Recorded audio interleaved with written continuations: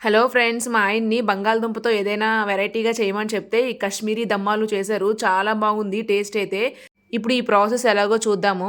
ముందుగా ఒక ప్యాన్‌లో ఇక్కడ చూపించిన దినుసులన్నీ వేసుకొని బాగా ఫ్రై చేసుకొని చల్లారాక గ్రైండ్ చేసుకొని ఒక పక్కన పెట్టుకోవాలి. తర్వాత ఒక ప్యాన్‌లో మస్టర్డ్ ఆయిల్ వేసుకొని ముందుగా ఉడికించి ఉంచిన చిన్న సైజు బంగాళదుంపలను ఇలా ఫోర్క్‌తో నాలుగు వైపులా గుచ్చుకొని ఈ ప్యాన్‌లో వేసుకొని బాగా ఫ్రై చేసుకోవాలి. బ్రౌనిష్‌గా అయ్యాక తీసేసుకోవాలి. ఒక కప్పు పెరుగులో గ్రైండ్ చేసిన మసాలాను వేసుకొని బాగా కలుపుకోవాలి. తర్వాత ఒక ప్యాన్‌లో ఆయిల్ వేసుకొని జీలకర్ర, ఉల్లిపాయ ముక్కలు వేసుకొని బాగా మగ్గాక చిటికెడు పసుపు, ఒక స్పూన్ కాశ్మీరీ లాల్ మిర్చి పౌడర్ వేసుకొని బాగా కలుపుకోవాలి. తర్వాత మనం ముందుగా కలుపుకొని ఉంచుకున్న మిశ్రమాన్ని ఇందులో వేసేసి బాగా కలపాలి.